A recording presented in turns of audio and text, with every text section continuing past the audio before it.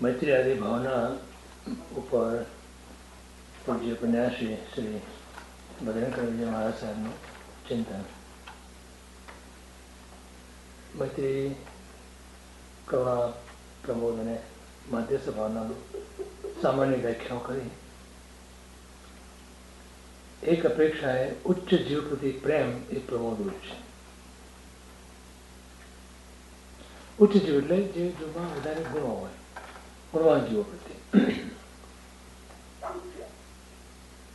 પ્રેમ એટલે આદર.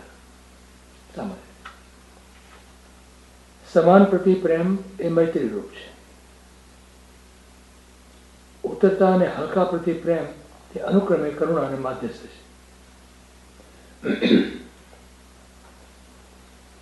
આમ તો કોઈ જીવના પ્રત્યે એવો વર્ગીકરણ ન કરી શકાય, પણ વ્યવહારની અપેક્ષાએ આવા આપણા ઉદયોગોના કારણે જીવની અંદર પરિણામ હોય છે એ અપેક્ષાએ કર્યું છે. અને આપણે સંપર્કમાં આવતા જીવોની અંદર આવી તમને તરતમતા દેખાય તો એમની સાથે કેવી રીતે વર્તવું? કારણ કે બધા જીવો પોતપોતાના કર્મના ઉદય પ્રમાણે વર્તે છે. તો હવે આપણે કેવી રીતે વર્તવું સામે? આપણે પ્રેમ સિવાય બીજું કોઈ આપણા માટે ઉપાય નથી. તો એ પ્રેમના 4 પ્રકાર કીધા કે આપણા કીધું ગુણવાન કોઈ દેખાતું હોય તો એના પ્રત્યે પ્રમોદ ભાવના, સમાન હોય તો મૈત્રી ભાવના, આપણાથી કંઈક ઓછા હોય તો કરુણાનો ભાવ, અને હલકા શબ્દ વાપર્યું છે એમણે એટલે એ અપેક્ષા વાપર્યું છે ત્યાં કે જેને મૂલ્યો નથી, જેને કોઈ સમાજના કે કોઈ અધ્યાત્મના મૂલ્યો નથી, મૂલ્યાંકન જે કરી શકતો નથી, એ અપેક્ષાએ એને હલકો કીધો. તો એના પ્રત્યે મધ્ય સ્વભાવ રાખો. ક્યારેક એની બી પવિત્રતા પાકશે તો એ પણ સમજશે ને પામશે, એવો ભાવ છે એ બધે. આ ભાવનાઓ નિરંતર જેના અંતરમાં વાસ કરી રહેલી છે તે મનુષ્યમાંથી દ્વેષ સર્વથા નાશ પામે છે. પ્રેમ અને દ્વેષ બે સાથે ન રહી શકે. એટલે જો તમે દેવો પ્રત્યેનો પ્રેમ તમારો વિકસાવો તો તમારા હૃદયની અંદર ક્યારેય બી કોઈના પ્રત્યે દ્વેષ નહીં થઈ શકે. હા,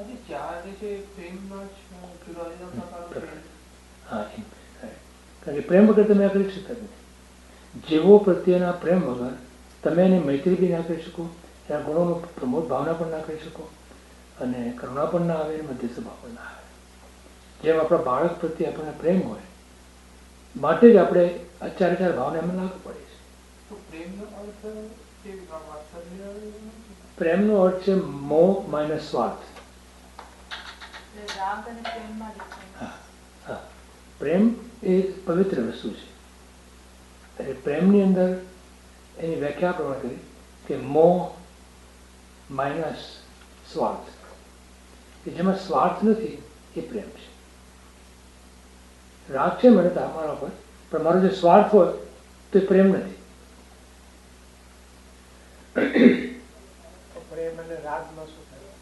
પ્રેમ રાગની અંદર સ્વાર્થ છે, કારણ કે મોહનો પ્રકાર છે ને. રાગ અને દ્વેષ બંને મોહના પ્રકાર છે.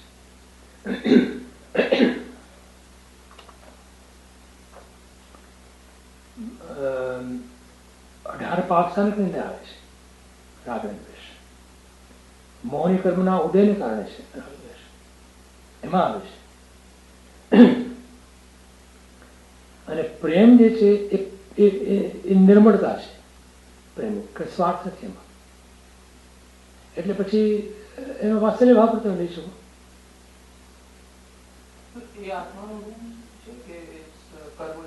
ના, પ્રેમ એ આત્માનો ગુણ છે. હા, વાત્સલ્ય આત્માનો ગુણ છે.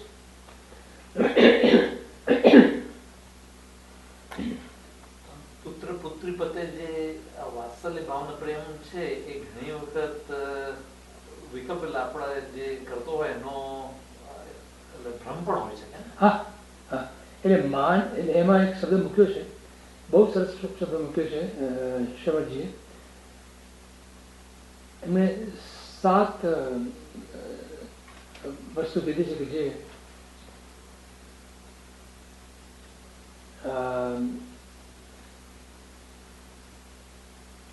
એમ કે મારી સાધનાની અંદર આ 7 વસ્તુ જો અનુકૂળ થાય તો મારી સાધના કરી શકું, એમ એમણે કહ્યું છે. એમણે મોહ દયા નામનો શબ્દ મૂક્યો છે. મોહ દયા મૂક્યો.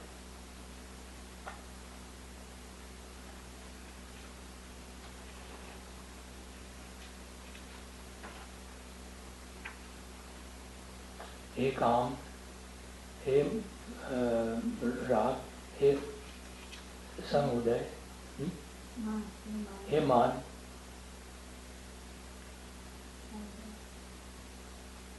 हे समुदय, हे मोह दया, हे शिथिलता, તમે અનુકૂળ થાઓ એમ કરીને પ્રાર્થના કરે છે. એમાં મોહ દયા શબ્દ મૂકે. મોહ દયાનો અર્થ શું? તો કે હોય મોહ અને માને દયા. તે વાત કરી ને, આપણા બાળકો પ્રત્યે આપણને હોય મોહ, આપણે શું માનીએ? આપણે દયાનો ભાવ એનું કંઈક શું થશે એનું? હું જો આ પ્રમાણે નહીં કરું એનું તો એનું શું થશે? એવો જે ભાવ છે એ દયાનો ભાવ છે. કોકના પ્રત્યે આપણે દયા હોય મોહ અને માને દયા. બાળકો પ્રત્યે, પોતાના પરિવાર પ્રત્યે, કુટુંબ પ્રત્યે, પતિ પત્ની વચ્ચે, મા બાપ પ્રત્યે પણ. તો એ રાગનો પ્રકાર છે. એટલે હિન્ડ્રન્સ છે. એ આપણને સાધનામાં અવરોધ બને છે અને એ પ્રતિકૂળતા છે આપણા માટે. તો જો તમારા બાળક પ્રત્યે તમને આ 4 ભાવના તમે લાગુ પાડો તો એ સાચા અર્થમાં પ્રેમ છે, વાત્સલ્ય ભાવ છે. એટલે મૈત્રીનો ભાવ, બધું બરોબર સમાન ચાલતું હોય, સરખું ચાલતું હોય, મૈત્રીનો ભાવ. કંઈક સારું કરીને આવે એની અનુમોદના કરો, પ્રમોદ ભાવ છે. દુઃખી હોય બાળક અને કોઈ પ્રકારની તકલીફ હોય તો કરુણાનો ભાવ. અને આપણું ન માને તો મધ્યસ્થ ભાવ. પ્રોબ્લેમ ક્યાં થાય છે? આપણને ખબર કેમ પડે કે અમારો મોહ છે કે આ રાગ છે કે પ્રેમ છે? ક્યારે ખબર પડે? મધ્યસ્થ ભાવ. કેમ કે જ્યારે આપણું કીધું નથી માનતો તો જો આપણને રાગ છે એના પ્રત્યે, મોહ છે એના પ્રત્યે, તો આપણે તરત જ અપસેટ થવાના. અને we won't be able to handle it. એટલે એ રાગ જે છે એનો દ્વેષમાં પટાઈ જવાનો. રાગ જ હંમેશા દ્વેષમાં પટાય, પ્રેમ કોઈ દિવસ દ્વેષમાં ના પટાય. તો જે પ્રેમ છે તો તમે એને મધ્યસ્થ ભાવથી સ્વીકારી લેશો અને સંભાવ રાખી એને ભલે તમે એને ગાઈડન્સ આપશો, સુધારવાનો માટે પ્રયત્ન કરશો ને, પણ તમે અપસેટ નહીં થાવ. આ એની barometers. You can check your in the feeling whether it's રાગ છે, મોહ છે કે પ્રેમ છે. દરેક એટલા માટે મધ્યસ્થ ભાવનું કીધું કે મધ્યસ્થ ભાવનું એટલી બધી અગત્યની છે. 4 ભાવના અગત્યની છે, પણ મધ્યસ્થ ભાવના આ રીતે અગત્યની. તમે તમારી જાતને તમે ચકાસી શકો. You can evaluate your own self કે લોકો સાથેના તમારા વર્તનની અંદર, વ્યવહારની અંદર વેર ડુ યુ સ્ટેન્ડ, તમે ક્યાં ઊભા છો એ મધ્યસ્થ ભાવનાથી તમે ચેક કરી શકો. જો તમને કોઈની પ્રત્યેની અપેક્ષા હશે કંઈ તો તમે મધ્યસ્થ ભાવના તમે નહીં રાખી શકો, તમે ચૂકી જશો. ત્યાં તમે કોઈની પાસેથી કંઈ અપેક્ષા રાખતા હશો તો તમને ખ્યાલ આવી જશે કે યુ વિલ, કારણ કે જે તમારી અપેક્ષા પૂરી નથી તો યુ વિલ ગેટ અપસેટ. તમે સંભાવ નહીં રાખી શકો.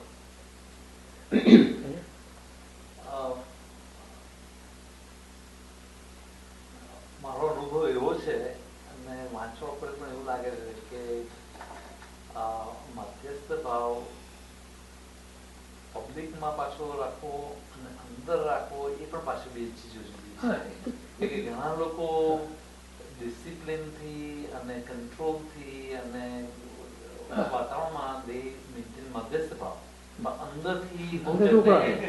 અને એનું પાછું બીજું કારણ એવું છે કે જેનો આત્મા અથવા તો આત્માની આજુબાજુ કર્મો નો જે જથ્થો છે એ એટલો ઘટ્યો ન હોય કે જ્યાં સુધીનો આગળ ન વધ્યો હોય ત્યાં સુધી ગિરીશભાઈ મધ્યસ્થ ભાવ અંદર રાખવો એ શક્ય જ નથી. બરોબર. એટલે મધ્યસ્થ ભાવ આપણે વાત કરીએ છીએ પણ મધ્યસ્થ ભાવ ફરીથી પાછું એવું લાગે ઘણી વખત કે ચોથા ગુણ સુધી પહોંચ્યો ન હોય ત્યાં સુધી અંદર તો આવવું બહુ તકલીફ છે. એટલે જે દરેક કુટુંબોમાં, દરેક મિત્રોમાં, ફ્રેન્ડ્સમાં, એટલે મૈત્રી ભાવમાં નથી વાત કરતો પણ ફ્રેન્ડ્સમાં, પાર્ટનર્સમાં, ફેમિલીમાં દરેક જગ્યાએ જ્યાં પ્રોબ્લેમ થતા હોય છે કારણ કે મધ્યસ્થ ભાવ અંદર નથી રાખી શકતો. બરોબર. એટલે ચારે ચાર જે ભાવનાઓ છે ને એ બે રીતે લઈ શકાય, બાહ્ય અને અભ્યંતર. બહારથી તમે બધાની સાથે મિત્રતાનો ભાવ રાખશો, અંદર તમારો શું ભાવ પડ્યો છે એ જ પ્રમાણે પ્રમોદ ભાવના, બહારથી તમે વખાણ કરો છો તો અંદર તો તમને ઈર્ષાનો ભાવ છે. એ જ પ્રમાણે કરુણાનો ભાવ, બહારથી તમને બહુ કરો, અંદરથી તમે એમ કહો છો કે એના કર્મ ભોગવે. અને મધ્યસ્થ ભાવ પડે એ પ્રમાણે છે. બહારથી તમે કયો બોલતા નથી તમે બિકોઝ યુ આર ડિસિપ્લિન, એમ કીધું ને સમાજની અપેક્ષાએ તમે you are expected to act like that. That's why you are acting like that. It's not what you want to do or want to act like, but you are expected. હવે એ expectation છે જે એટલી અપેક્ષા હતી. જ્યાં જ્યાં અપેક્ષા છે ત્યાં કોઈ ભાવના ટકી ના શકે.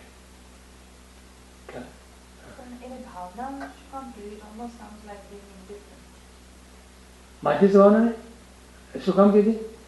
Because it need strength. તમારા આત્માની એવી શક્તિ હોય તો જ તમે આ એટલે એનો અર્થ શું થયું? મધ્યસ્થ ભાવનાને બીજા રીતે પણ વર્ણવી છે અથવા બીજા એનો પર્યાય શબ્દ પણ છે, સંભાવ. સંભાવ અને ઉદાસીનતા. ઉદાસીનતાનો અર્થ શું છે અને સંભાવનો અર્થ શું છે? સંભાવ ઇક્વલ ટુ ઉદાસીનતા કર્યું છે, ઇક્વલ ટુ માધ્યસ્થ ભાવ કીધો છે. ઉદાસીનતા એટલે ઉત્ત આસીન. ઉત્ત એટલે ઉપર ઉઠીને બેસવું.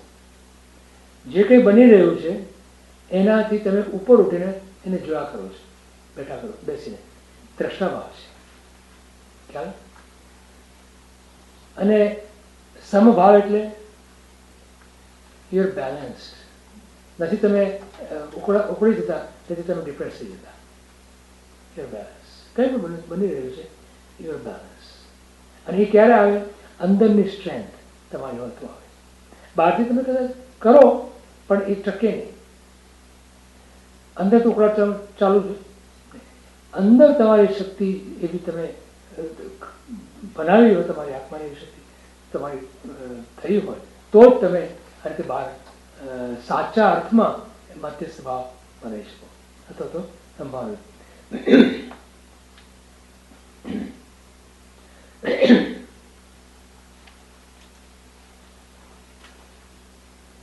તો ચારે ચાર ભાવનાની અંદર તમારે મૂળમાં અંદર it has to be internalized. You have to have it inside first. પછી ભલે બહાર તમે એનો વર્તનમાં વગેરેમાં લઈ આવો તમે વાણી વર્તનમાં, પણ એ વાણી વર્તનમાં લઈ આવવી બી જરૂરી છે. કારણ કે બાહ્યનું જરૂરી એટલા માટે છે કે એના કારણે કદાચ અંદર પણ તમે એને ઉતારી શકો. પણ એ લક્ષ્ય જો ના હોય તમારું અંદર ઉતારવાનું તો બહારનું કરેલું બધું ફોગટ છે. એટલે અંદર ઉતારવા માટે આ ભાવનાઓને ભાવવી એ જરૂરી એટલા માટે છે. It just not just to act. તમારું વર્તન જ માત્ર છે એ નથી, પણ અંદર બી તમારે લેવાનું છે.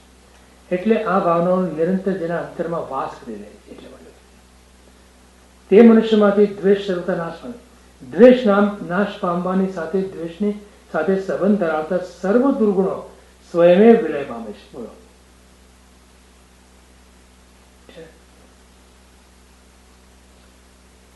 આપણે એક દુર્ગુણ લઈને જો નાશ કરવા બેસીએ તો ક્યારે પત્તો ના થાય.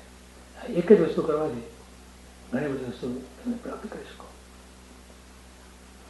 રાગ ભાવનો નાશ જેમ વૈરાગ્ય ભાવનાથી થાય છે, તેમ દ્વેષ ભાવનો નાશ મૈત્રી ભાવનાથી થાય છે. સકળ પ્રાણી પ્રત્યે હિત ચિંતાનો ભાવ હોવો એ પ્રત્યેક ધર્મ અનુષ્ઠાનની સફળતાનો પાયો છે.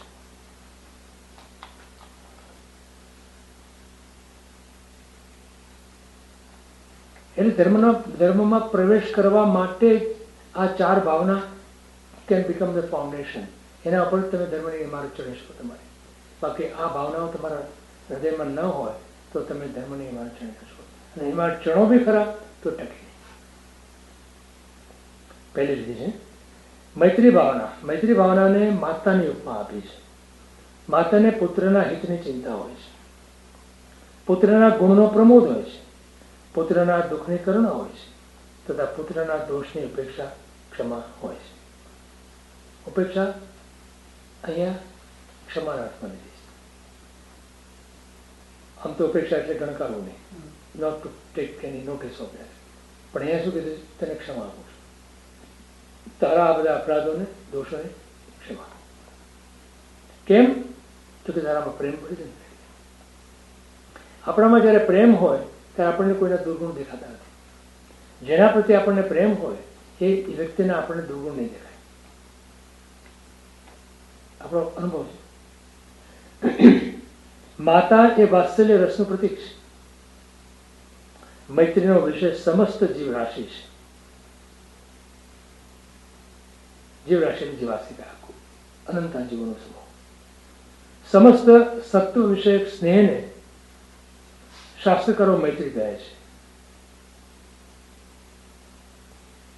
સમસ્ત સત્વ વિષયક સ્નેહ કે જે સ્નેહની અંદર સાત્વિકતા પડી છે, કોઈ સ્વાર્થ નથી, કોઈ અપેક્ષા નથી, એવા સ્નેહને, એવા પ્રેમને શાસ્ત્રકારો મૈત્રી કહે છે.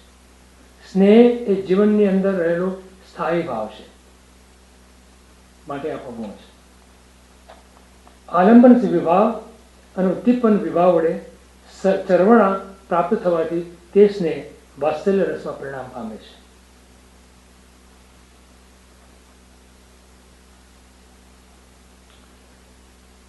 કોઈની અપેક્ષા નહીં અને કંઈ પણ થાય તો અપસેટ નહીં થવાનું. આ બે વસ્તુ એવી ઘૂંટાય છે જ્યારે તમારામાં, ત્યારે આ તમારો સ્નેહ વાત્સલ્યમાં પરિણામ પામે છે. ખ્યાલ આવે? કોઈ અપેક્ષા નહીં, કોઈના ઉપર આધાર નહીં તમારે, અને કાંઈ પણ બને તેનાથી અપસેટ ના થવું તમે, તો જ તમારો આ પ્રેમ એ વાત્સલ્ય ભાવમાં પરિણમે. માં બાળકને જોવે છે ત્યારે બાળક ગમે તેવા તોફાન કરતું હોય એના વાત્સલ્ય ભાવમાં ફેર નહીં પડે, કારણ કે એને અપેક્ષા જ નથી કોઈ બાળક પાસેથી. અને ક્યારેય બી બાળક ગમે તેવા તોફાન કરે છતાં અપસેટ ન થાય. એના ટેન્ટ્રમ્સ હોય, માં અપસેટ ન થાય. દેખાડો કરે કદાચ એને શિક્ષા આપવા માટે કરે બી ખરેખર, પણ અંદર એનો ભાવમાં ફરક ના પડે. એનું કારણ આ છે. લૌકિક વાત્સલ્ય રસમાં પુત્ર પુત્રી આદિ આલંબન વિભાવ છે. પુત્ર પુત્રી આદિની ચેષ્ટા ઉદ્દીપન વિભાવ છે. પુત્ર પુત્રી આદિને આલિંગન આદિ અનુભાવ છે અને હર્ષ શોકાદિ સંચારી ભાવ છે. અનુભાવ એટલે રસ. જે આપણે એને ભેટીએ એ આપણે એને આલંબન આલિંગન આપીએ છીએ એ અનુભાવ રૂપે છે. અનુભાવ એટલે રસ. એ આપણો રસ દેખાડે ત્યાં. વેન વી ગેટ આપણને ખૂબ જ અંદરથી લાગણીનો ભાવ થાય એટલે આપણે એને ભેટીએ છીએ. અને હર્ષ શોકાદી સંચારી ભાવ. સંચાર એટલે ઇટ મૂવ્સ વિથ ધેટ. સારું લાગે, અરે દીકરો સારું કરીને આવે તો આપણને હર્ષ થાય છે, દીકરાને કંઈ પ્રોબ્લેમ હોય તો આપણને શોક થાય છે. આ it just flows with what ever is happening in the પાત્ર. એટલે તમારા દીકરા દીકરામાં જે કંઈ બની રહ્યું છે એ તમને આવો હર્ષ શોકનું તમને તમારામાં અનુભવ અથવા તમારામાં એવો લાગણીનો ઉદ્ભવ થાય છે. એટલે એને સંચારી ભાવ દીધો. સંચારી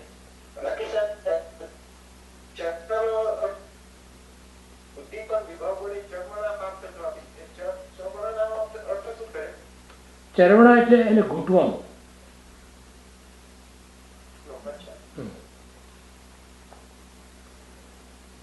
લોકોત્તર વાત્સલ્ય રસમાં સમસ્ત જીવ રાશિ એ આલંબન વિભાવ છે. હવે શું થયું, લિમિટેશન જે પુત્ર પુત્રીઓ પોતાના પરિવારનું હતું એના બદલે શું થયું, સમસ્ત જીવ રાશિમાં વિસ્તાર પામ્યો છે. અને જીવ સમૂહની ચેષ્ટા એ ઉદ્દીપન વિભાવ છે. હવે ગમે તે રીતે વર્તે, you are going to not get upset. કોઈ જીવ ગમે તે રીતે વર્તતું હોય તમે શાંત છો. સ્નેહનું ઉદ્દીપન સુખી પ્રત્યે મૈત્રી રૂપે, દુઃખી પ્રત્યે કરુણા રૂપે, પુણ્યવાન પ્રત્યે પ્રમોદ રૂપે અને પાપી પ્રત્યે માધ્યસ્થ રૂપે અભિવ્યક્ત થાય છે. તમારામાં તો એની ચેષ્ટાને અનુરૂપ કેવો ભાવ આવવો જોઈએ કે કાં તો તમે મૈત્રીનો ભાવ આવે, કાં તો પ્રમોદનો ભાવ આવે, કાં તો કરુણાનો ભાવ આવે, કાં તો મધ્યસ્થ ભાવ આવે. એ સિવાય બીજો કોઈ ભાવ ના હોઈ શકે. તેથી ચિત્તના ઈર્ષ્યા, અસૂયા, ક્રોધ, દ્રોહ આદિ મળો નાશ પામી ક્ષમા, નમ્રતા, સરળતા, સંતોષ આદિ ભાવ પ્રગટે છે. તે સંચારી ભાવ છે. તમારામાં એનો સંચાર થયો. આનો ખોટી વસ્તુ ગઈ, સાચી વસ્તુનો સંચાર થયો તમારો. જેમ પુત્ર પુત્રીના સારા ખોટાથી તમને હર્ષ અને શોકનો સંચાર થાય છે ને આપણો, એવી રીતે અહીંયા તમારામાં આ બધા દુર્ગુણો અથવા તો દુર્ભાવો નાશ પામ્યા અને સારા ભાવ અથવા સારા ગુણો તમારામાં સંચાર પામ્યા. જીવો પ્રત્યે મિથ્યા ભાવો ટળવાથી સમ્યક ભાવો ઉત્પન્ન થાય છે. તો મિથ્યા ભાવો કયા? મિથ્યા ભાવોમાં ઈર્ષ્યા, અસૂયા, ક્રોધ, દ્રોહ આ બધા મિથ્યા ભાવો છે. એ એક વખત જાય તો સમ્યક ભાવ ઉત્પન્ન થાય. સમ્યક ભાવમાં શું આવે? ક્ષમા, નમ્રતા, સરળતા. એનું જ નામ શુભ આત્મ પરિણામ રૂપ સમ્યક દર્શન છે. બોલો, ચોથો ગુણસાન અહીં આપી દીધું. મૈત્રાની ભાવનાથી ચોથું ગુણસાન કેવી રીતે પ્રાપ્ત કરી શકે છે? આ રીતે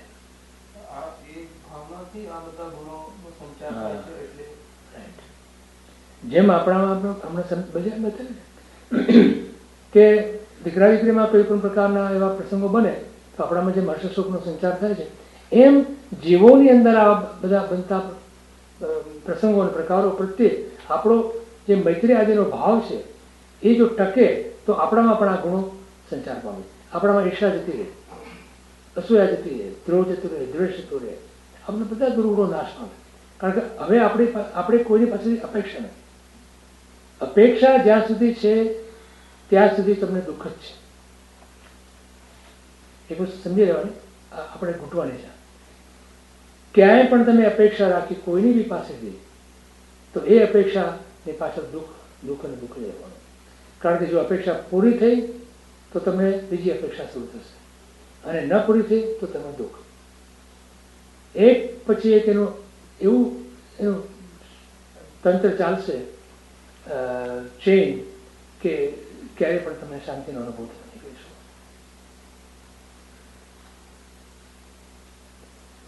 મૈત્રી એટલે પોતાની પાસે જે છે તે બીજાને આપવાનું છે.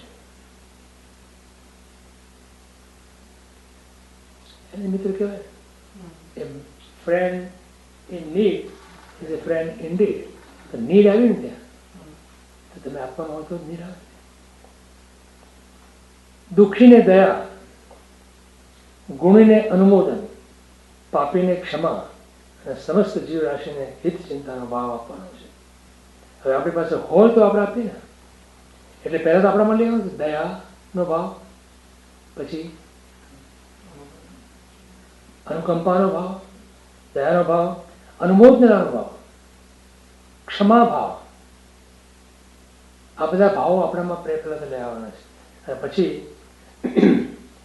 જગતના જીવન આપવાના છે. ધર્મનો સાર મૈત્રી આદિ ભાવો છે. ચૈતન્ય ઉપર મૈત્રી, પ્રમોદ, કારુણ્ય અને માધ્યસ્થ એ 4 ભાવને છોડીને બીજો ભાવ ધારણ કરવો એ મહા અપરાધ છે.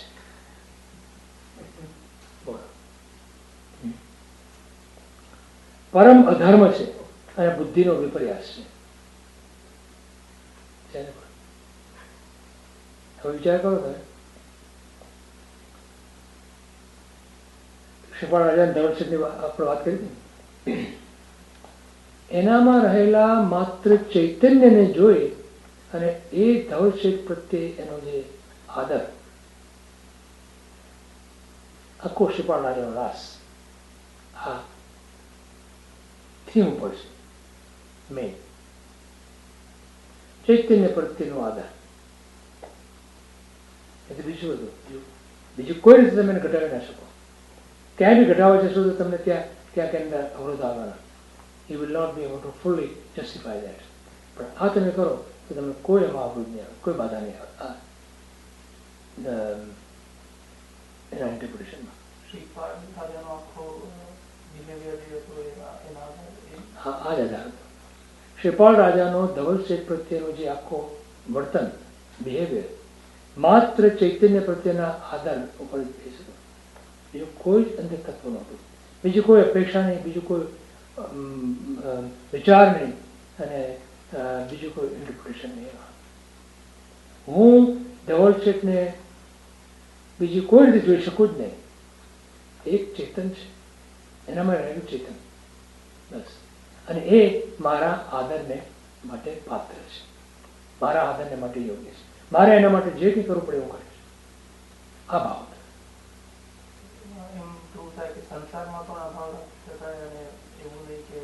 પણ એ રાખ્યો જ નહીં. શ્રીપાલ સંસારમાં જતા સાધુ નતા બની, સંસારમાં રહીને પણ એમને કર્યું. બોલો હવે એમને પોતાના પુણ્ય અને પાપ ઉપર કેટલો વિશ્વાસ હશે? આપણને આપણા પુણ્ય કે પાપ ઉપર જરાય વિશ્વાસ નથી. કેટલો વિશ્વાસ હશે ખબર? મૈણા સુંદરીને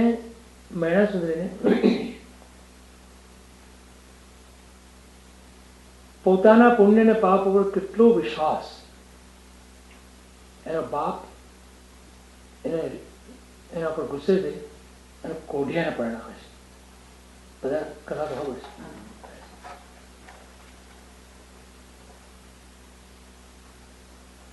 અને મૈણા સુંદરી એક વિકલ્પ નથી કરતી.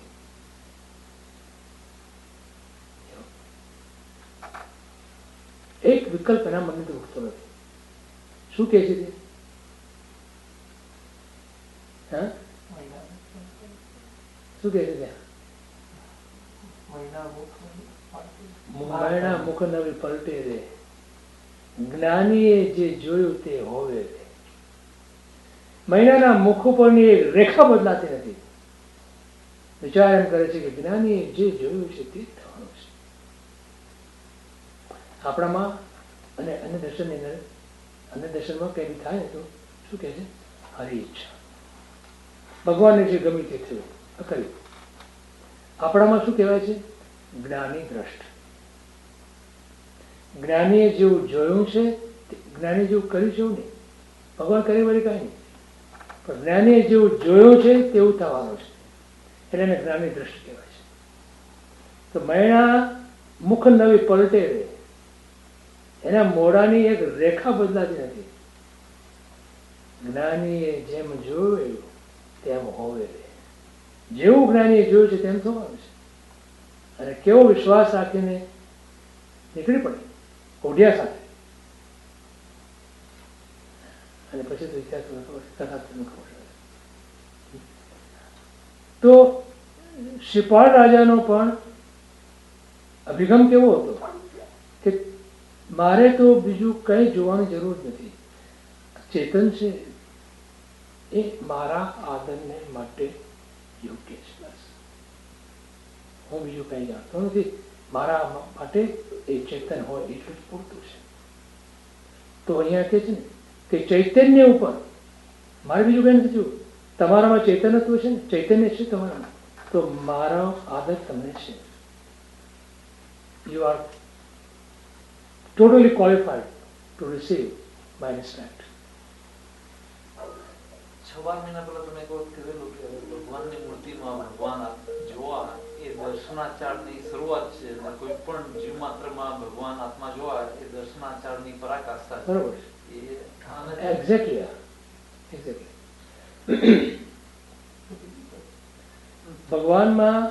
ભગવાનની મૂર્તિમાં ભગવાનને જોવા એ દર્શનાચારનો શરૂઆત છે.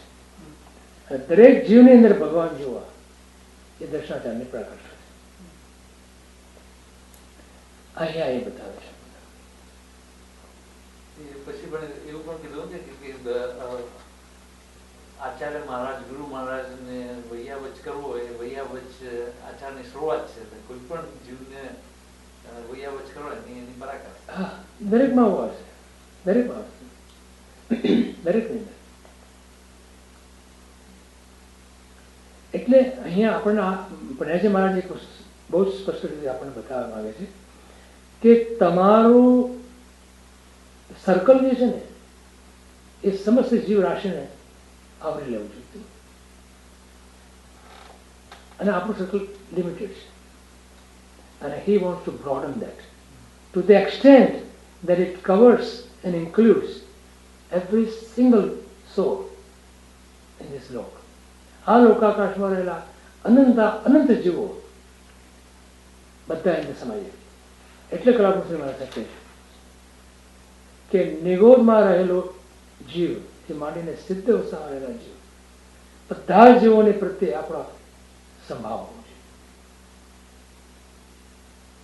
નો ડિસ્ક્રિમિનેશન, ટોટલ સંભાવ. તો જ બની શકે કે જો તમારામાં જીવ મૈત્રીનો ભાવ હોય તો, વિશ્વ મૈત્રી તો જીવ મૈત્રી.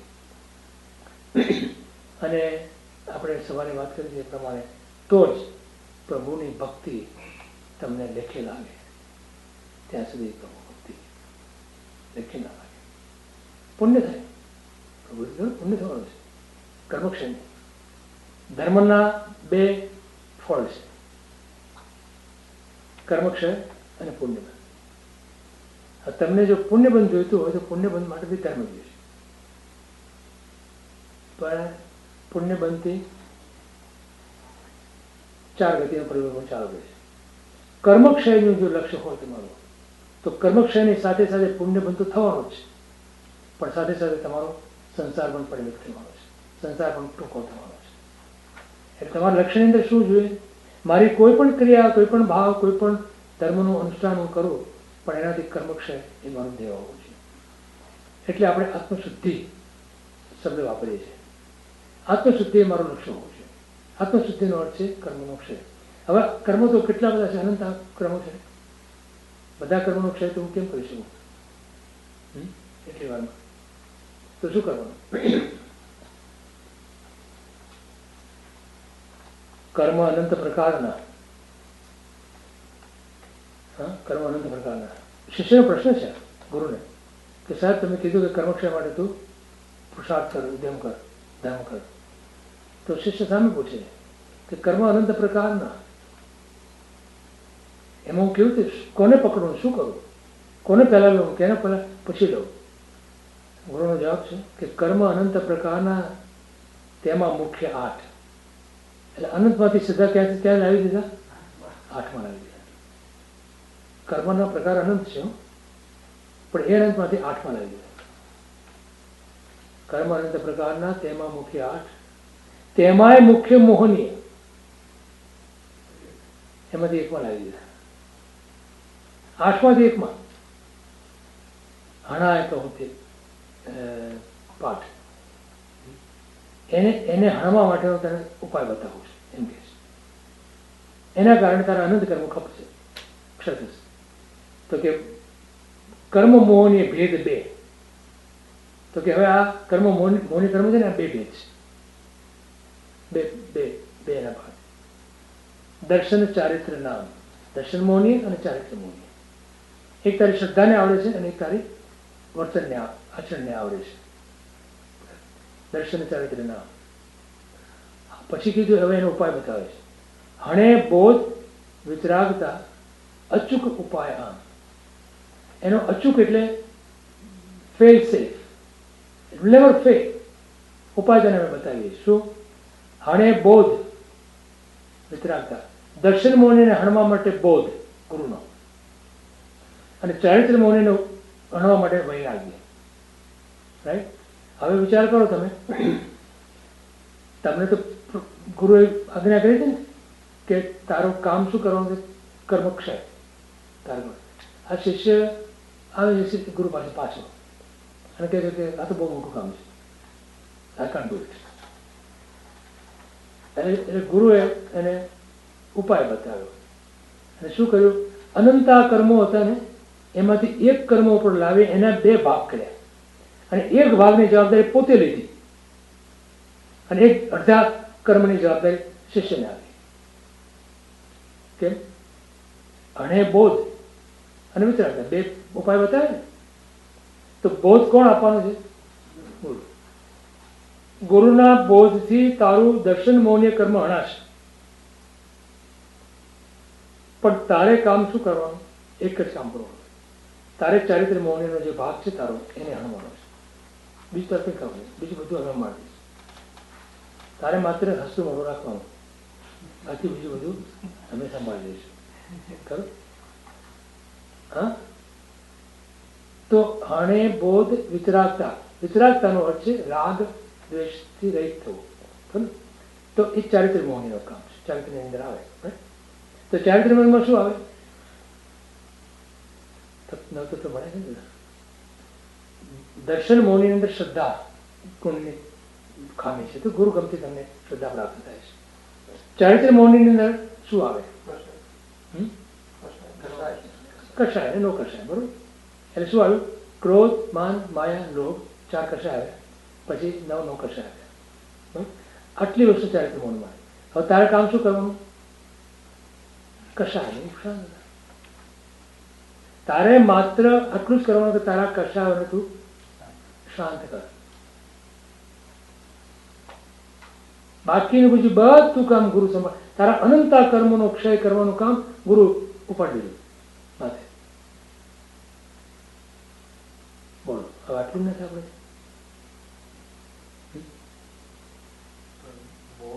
મોહ હોય ત્યારે કસાય થવાના જ છે, અને મોહ જાય ત્યારે મોક્ષ થઈ જ જવાનું છે. એટલે આ જે વાત કરી મધ્યસ્થ ભાવ, એટલે દેરાસરમાં, અહીંયા, એટલે બધી જ જગ્યાએ તમે કહેવાય અપેક્ષા એટલે એક્સપેક્ટેશન. પણ in the current society, Girishbhai, everyone has controlled the expectation. But what is the problem then? તો કે આગ્રહ કે ભાઈ મારે ગિરીશભાઈ જ આવે એવું રાખવું છે, રાકેશભાઈ નહીં. તો એ ઇન્સિસ્ટન્સ કરે તો એ પણ આગ્રહ છે ને. બરોબર. અને that is the problem. That is the problem. મારે બહુ મોટો problem. લાસ્ટ ટાઈમ મેં તમને કીધું હતું કે ગિરીશભાઈ જ્યાં પણ તમે જાઓ તો એક કહેજો જ કે દેરાસરમાં કોઈ પણ આગ્રહ કરે એ 7મી નાખી બાંધે છે. તમને કીધું એટલે વિનંતી કરી હતી. Wherever I go, I find that people are arguing. બરાબર. તો કષાય નુકસાન માત્ર મોક્ષ વિલાસ હવે ખેત પ્રાણી દયા ત્યાં આત્માર્થ નિવાસ એમ કીધું ના. તો કે કષાય નુકસાન ભલે ઉપશાંતરણ ક્ષયકરણ નથી કીધું, કારણ કે આપણે ક્ષય કરી 12 ઘોષણા 10મા ઘોષણા થાય અત્યારે ક્ષય ના કરી શકીએ આપણે, પણ એને દબાવી શકો તમે. એટલે એમાં પ્રક્રિયા બતાવી દમન, શમન અને જ્ઞાનપૂર્વકનું સંભાળ. આ 3 સ્ટેજીસ છે કષાય માટે. પહેલાં દમન કરવા પડે, દબાવવા પડે. ક્રોધ આવે છે અંદર, દબાવે છે. માનનો ભાવ આવે છે, દબાવે છે. માયાનો ભાવ ઉઠે, દબાવે છે. લોભનો ભાવ ઉઠે, દબાવે છે.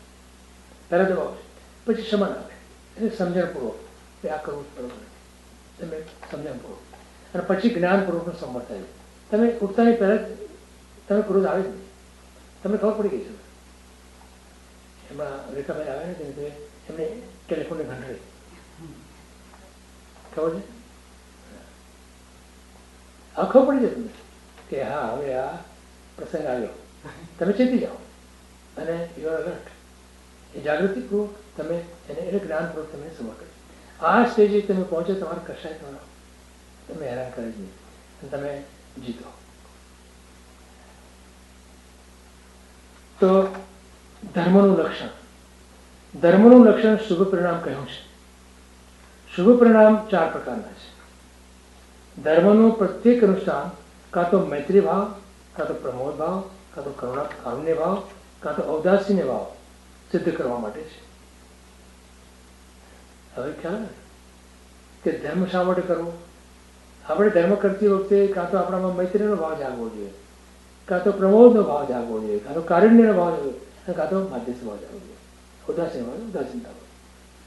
એટલે ટૂંકમાં મૈત્રીનો ભાવ કરવાથી આપણું ધર્મ અનુષ્ઠાન સફળ થાય છે. પ્રમોદ ભાવ કરવાથી આપણું ધર્મ અનુષ્ઠાન સફળ થાય છે. કરુણાનો ભાવ આપણામાં હોય તો આપણું ધર્મ અનુષ્ઠાન સફળ થાય છે. અને એ જ પ્રમાણે માધ્યસ્થ ભાવ હોય તો આપણું ધર્મનું અનુષ્ઠાન સફળ થાય છે. તો ધર્મના અનુષ્ઠાનને સફળ બનાવવા માટે પણ આ 4 ભાવના અગત્યની છે.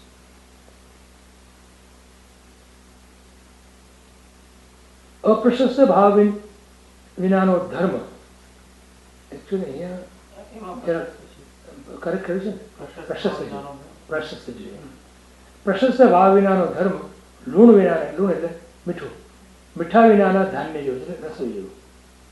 તમારે રસોઈમાં મીઠું ના નાખ્યું તો અને ભાવનું નિરાકરણ એટલે અપ્રશસ્ત ભાવનું નિરાકરણ પ્રશસ્ત ભાવ વિના થતું નથી. એટલે આપણામાં પ્રશસ્ત ભાવ અગત્ય નથી. પ્રશસ્ત એટલે સારો ભાવ.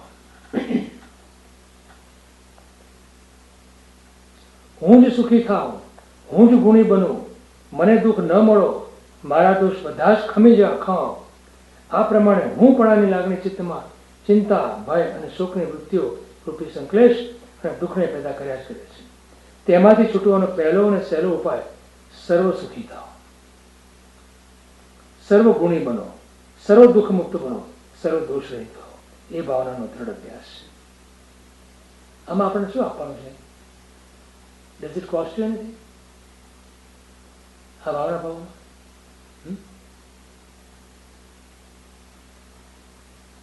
if it doesn't cost you anything, then why aren't we doing it?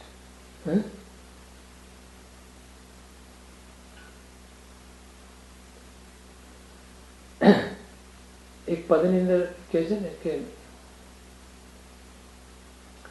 ભગવાનની ભક્તિ કરવાથી કર્મની નિર્જરા થાય છે અને એમાં એક પૈસાનો ખર્ચ નહીં છે. તો ભગવાન નામ લ્યો એમાં તમને કોઈ પૈસા ખર્ચ થાય? હવે કેટલી બી કર્મની નિર્જરા થાય.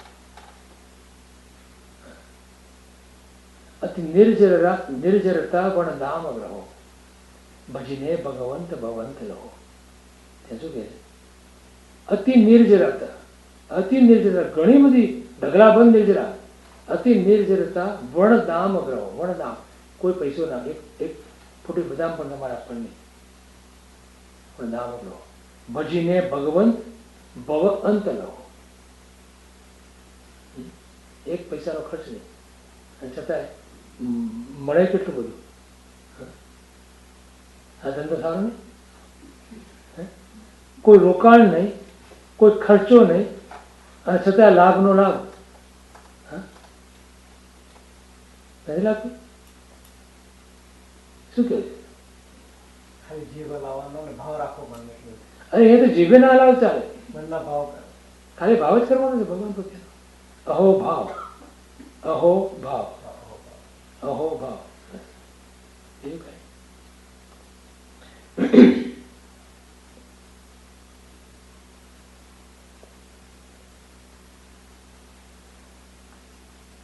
કોઈ એમ પૂછે કે ભગવાનની કૃપાનો અનુભવ આપણને કેમ નથી થતો? બધા મહાપુરુષોને ભગવાનની કૃપાનો અનુભવ થાય, આપણને નથી, કેમ નથી?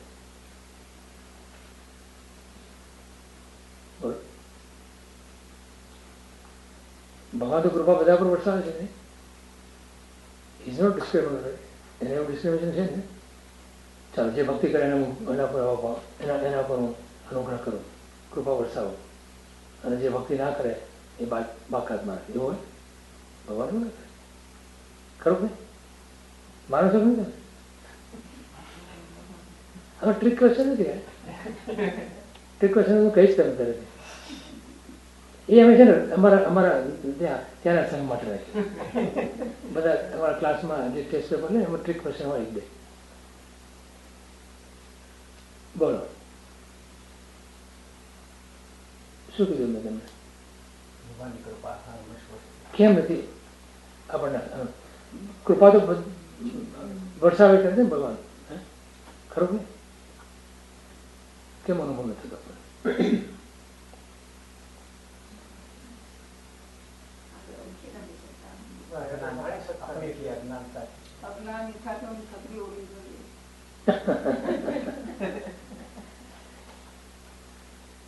તો તેમ કહે છે કે જેટલી તમારી પરમાત્મા પ્રત્યેની કે ભગવાન પ્રત્યેની અહોભાવની ધારા ઉત્કૃષ્ટ, એટલા પ્રમાણમાં તમને ભગવાનના અનુગ્રહનો અનુભવ થાય.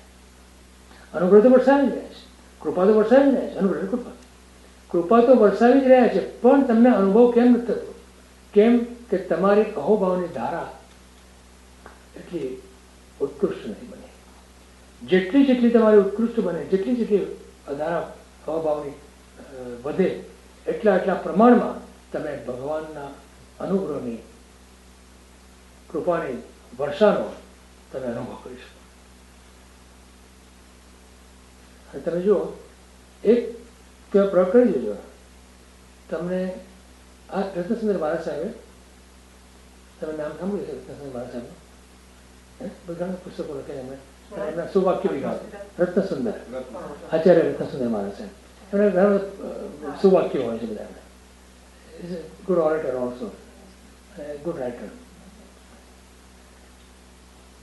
એમણે પૂછ્યું કાળભૂષણ મહારાજ સાહેબ,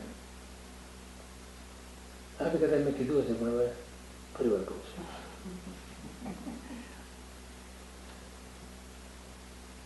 કે તમને એમ કે ભગવાનની કૃપાનો અનુભવ તમે હંમેશા કહ્યા કરતા હો છો, અમને કેમ નથી જણાતો? અમે કેમ દેખાતો નથી? રત્નસુંદર મહારાજ સાહેબ કલાભૂષણ મહારાજ સાહેબ પૂછે છે. હવે આ કેટલા વર્ષની દીક્ષા પડ્યા છે, કેટલા વર્ષ, ઘણા વિદ્વાન છે, બધું ઘણું.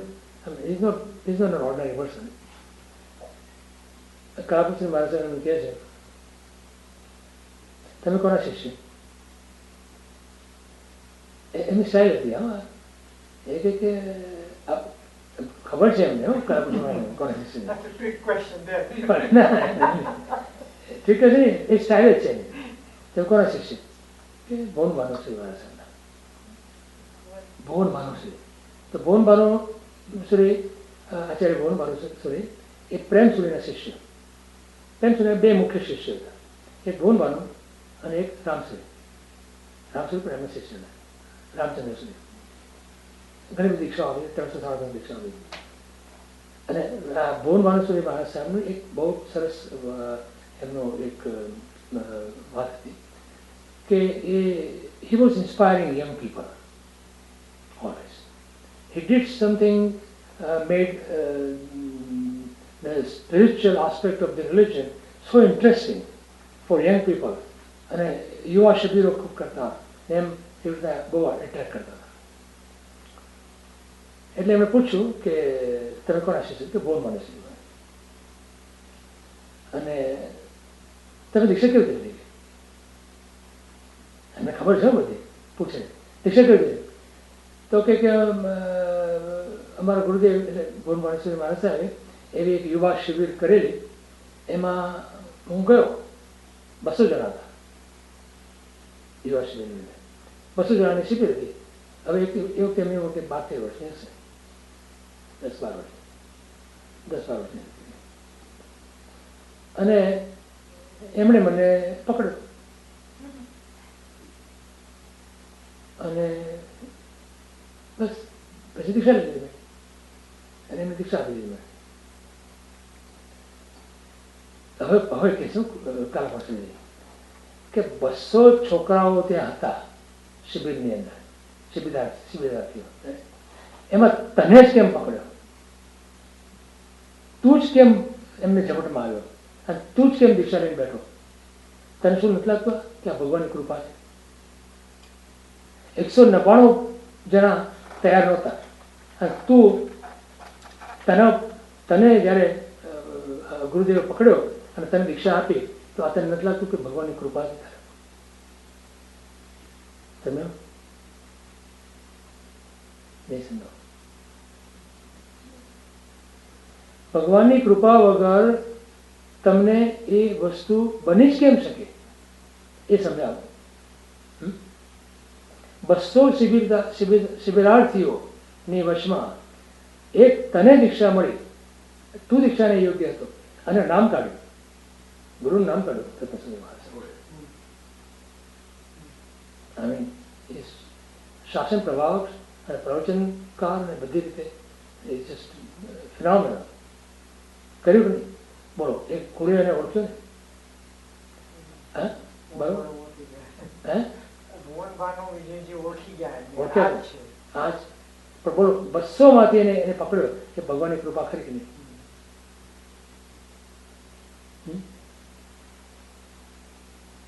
તને ઓળખાય નહીં, કાન પકડી ગયા. ભગવાનની કૃપા ના હોત તો મને આ મળ્યું ના હોત. સમજે છે? તો જેટલી આપણી અહોભાવની ધારા પ્રભુ પ્રત્યે ઉત્કૃષ્ટ બને તેટલા પ્રમાણમાં પ્રભુના અનુગ્રહની કૃપાની વર્ષાનો અનુભવ તમે કરીશું. અનુભવની વાત કરું છું. તમને અનુભવ થયો છે, તમને લાગ્યું છે કે આ ભગવાનની કૃપા. હવે તમે વિચાર કરજો, ભગવાન પ્રત્યેના અહોભાવની ધારા તમે વિકસાવો તમારામાં અને તમે એક તમારી ક્ષણે તમને લાગે આ ભગવાનનો કૃપા જ છે, આ ભગવાનની કૃપા છે. બોલવા ખાતે નથી કહેતો હું તમને. You will feel it in your bones, you will feel it in your આત્મા. તમારા હૃદયની અંદર તમને લાગશે કે હા આ ભગવાનની કૃપાથી જ થયું, આ ભગવાનની જ કૃપા છે. ભગવાન બધાનું સારું થાય એવું ઈચ્છી રહ્યા છીએ.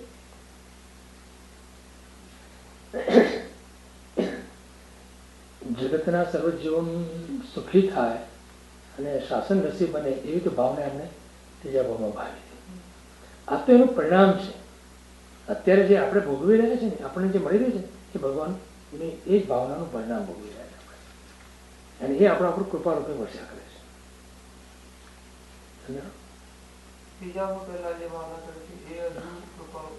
એનું ફળ એનું ફળ એ તો કર્યું હતું, એનું કર્મ બંધ જે હતું એ તો એમણે તીર્થંકર બન્યા, કેવળદાન થયું એટલે તીર્થંકર બન્યા અને એમાં એમણે એ કર્મ ખપાવ્યું.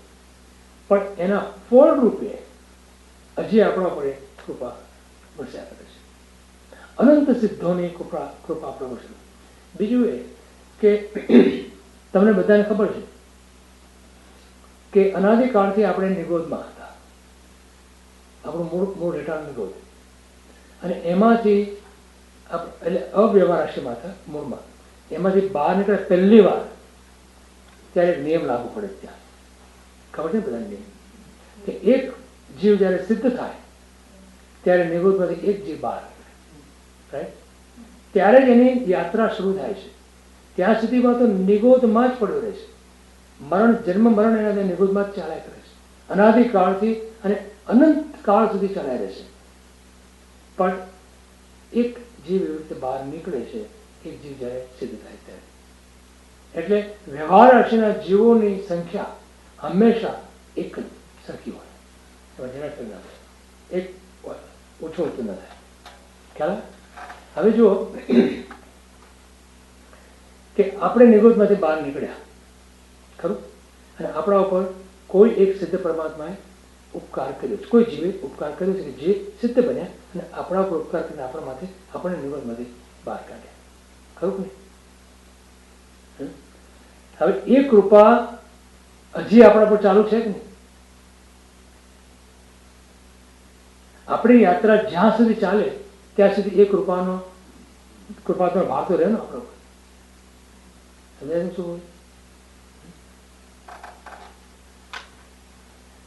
તમારો કોઈ ઉપકાર કર્યો, તમે ધંધામાં તમને કોઈ મદદ કરી અને તમે કરોડપતિ બન્યા, બરોબર?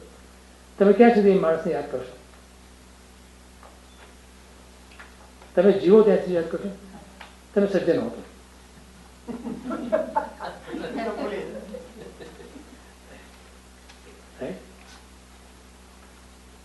તારો ઉપકાર છે, તારા ઉપકારથી, તારી મદદથી, તારા કારણે હું આ બન્યો છું. સજ્જનો તો આપણે એમ જ કહેવાય, એમ જ છે ને. ભલે પોતે પોતાના પુણ્યથી પ્રાપ્તિ કરી, પણ કહેશે શું? જિંદગી સુધી મરે નહીં ત્યાં સુધી યાદ કરશે.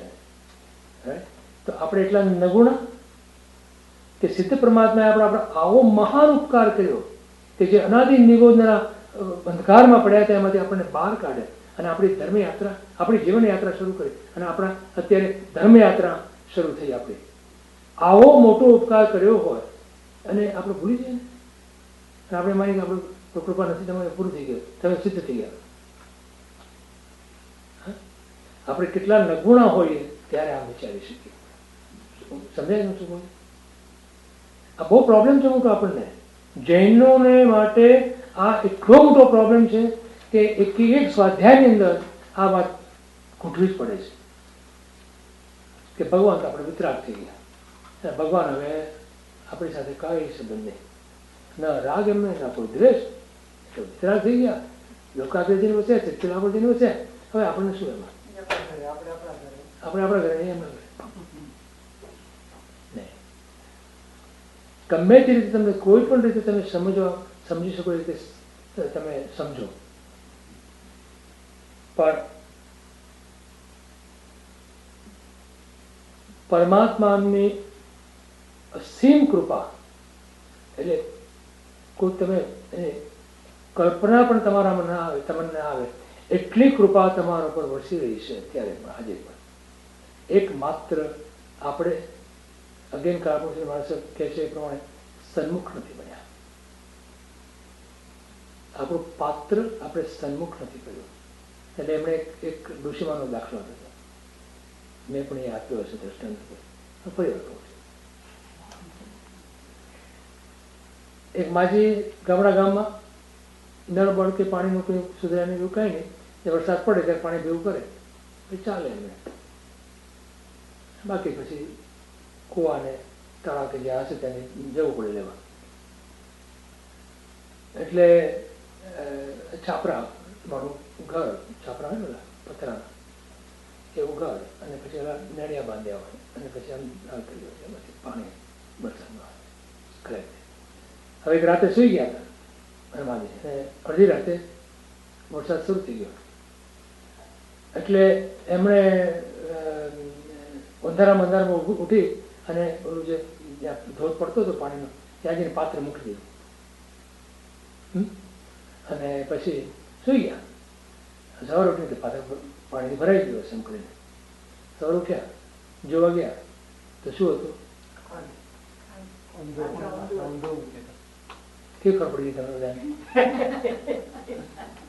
દર્શન મેં પૂરું બી ના કર્યું, તમને ખબર પડી ગઈ. તો જો આપણે પાત્રને સન્મુખ ના કરીએ, તો પ્રભુની કૃપાની સન્મુખ ના કરીએ, પ્રભુની સન્મુખ જો આપણું પાત્ર ના હોય તો આપણે પ્રભુની કૃપાનો જલવાનું કેમથી બનવાનું? પછી એમાં અમે 4 વસ્તુ કહીએ છીએ સ્વાધ્યાયમાં, તમે સાંભળી હશે. એક તો જાણે સન્મુખ કરવું પડે, બીજું એ પાત્ર ખાલી હોવું જોઈએ. હવે ખાલી ના હોય ભરેલ પાત્ર મૂકું શું છલકાઈ જાય, આવે નહીં કે. પછી એ પાત્ર શુદ્ધ હોવું જોઈએ, મલિન ના હોવું જોઈએ, ખરું? અને એ પાત્ર છિદ્ર વગરનું હોવું જોઈએ.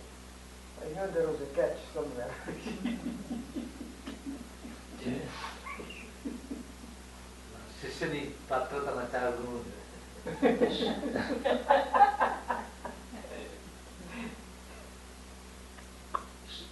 સાચી વાત છે. શિષ્યની પાત્રતા માટે 4 વસ્તુ બતાવી છે જ્ઞાનીઓએ કે તું સવળો બન, તું અવળો ના ચાલ, ખોટા પ્રશ્નો ના કર, જસ્ટ જોક. પછી તારું પાત્ર ખાલી હોય એટલે મગજમાં ભૂસું ભરી ના જતું ગુરુ પાસે. અમે આમાં છે ત્યાં વિચાર આ શાસ્ત્રનો ભાગ આમ કેટલાક સ્વાધ્યાય ભર્યા, કેટલાક કેસેટો સાંભળી હોય ને હવે એટલું ભૂસું ભરાણું હોય ગુરુ પાસે જાય, ગુરુને ચકાસવા જાય. તમારો શું અભિપ્રાય છે આમાં એમ? નહીં એમ અભિપ્રાય નહીં કે આમ ગુરુને ચકાસે ખાલી કરી જાય. નહીં કાંઈ નહીં, મારું ખાલી થઈ ગયા ખાલી. બીજું મલિન ના હોવું જોઈએ. વિષય કશાથી ભરેલું જો તારું પાત્ર મલિન હોય તો તને જે કંઈ તને ઉપદેશ આવશે એમાં મિશ્ર થઈને મલિન થવાનું છે, એ દૂર કરી નાખો. અને છેલ્લે છિદ્ર વગરનું પાત્ર બહુ અગત્યનું છે. છિદ્ર વગરનું પાત્ર એટલે શું? ગુરુ ઉપદેશ તો આપે છે પણ આપણે ચાણી લઈને ચાણી નાખીએ છીએ. આપણને જે જોઈએ ને એ રાખીએ છીએ, જે ન ગમે એને કાઢી નાખીએ છીએ. આ છિદ્ર થયા પાત્રમાં. સમજ્યું? ગુરુ આપણને ઉપદેશ આપે છે, વાત કરે છે. આપણે શું કરીએ છીએ ઉપદેશમાંથી?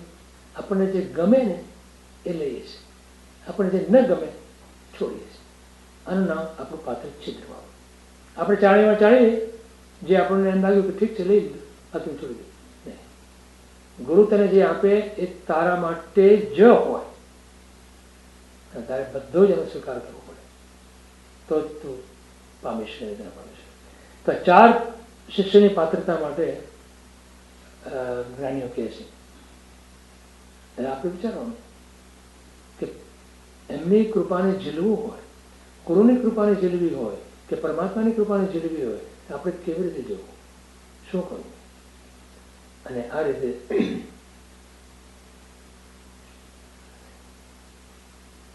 ભાવના શું કરવી કે સર્વ સુખી થાઓ, સર્વ ગુણી બનો, સર્વ દુઃખ મુક્ત થાઓ, સર્વ દોષ રહિત થાઓ. એ ભાવનાનો દ્રઢ અભ્યાસ. બીજાના સુખ માટે ચિંતા કરવી, બીજાના ગુણ જોઈ રાજી થવું, બીજાનું દુઃખ દૂર કરવા પ્રયત્ન કરવો, બીજાના દોષ પ્રત્યે ઉદાર બનવું, એ સંકલેશ નિવારણનો બીજો ઉપાય છે. આ બીજાના દોષ પ્રત્યે ઉદાર બનવું છે ને, એ બહુ સરસ અગત્યની વાત છે. એમાં કીધી છે 2 મિનિટ લઈએ આપણે. આપણે ભગવાન પાસે જઈએ ને પ્રાર્થના કરીએ કે પ્રભુ, હે પ્રભુ, હે પ્રભુ, શું કહું? હે પ્રભુ, હે પ્રભુ, શું કહું? હું તો દોષ અનંતનો ભાજન છું કરુણા. હું અનંત દોષોથી ભરેલો છું અને છતાં પણ પ્રભુ હું એમ માનું છું કે તમારી કરુણા ને પાત્ર છું. એટલે શું કહીએ આપણે કે પ્રભુ તમે મારા દોષોને તમે ક્ષમા આપો. કહીએ સમજાણું? નહીં સમજાણું? હે પ્રભુ, હે પ્રભુ, પ્રભુ પ્રાર્થના કરીએ હું તો દોષ અનંતનો, અનંત દોષો છે મારામાં, પણ તોય પ્રભુ તમારી પાસે પ્રાર્થના એમ કરું છું કે તમે મારા આ દોષોને ક્ષમા કરો. ભાજન છું કરુણા, પાત્ર કરુણા, તમારી કરુણાનું પાત્ર છું. હવે કરુણા પાત્ર, તમે તો કરુણાનો સાગર, તમે તો કરુણા વરસાવો જ મારા દોષો છો. રાઈટ? આપણે અનંત અપરાધો કર્યા હોય, અનંત દોષો આપણામાં હોય, અનંત દુર્ગુણો હોય આપણે, અને ભગવાન પાસે જઈને આપણે ક્ષમા આપણે એને દોષમાંથી આપણને મુક્ત કરે કે દોષ માટે આપણને ક્ષમા આપે ભગવાન, એવું માંગીએ છીએ આપણે. અને બીજા કોઈનો એક પણ દોષ આપણે માફ કરી શકતા નથી.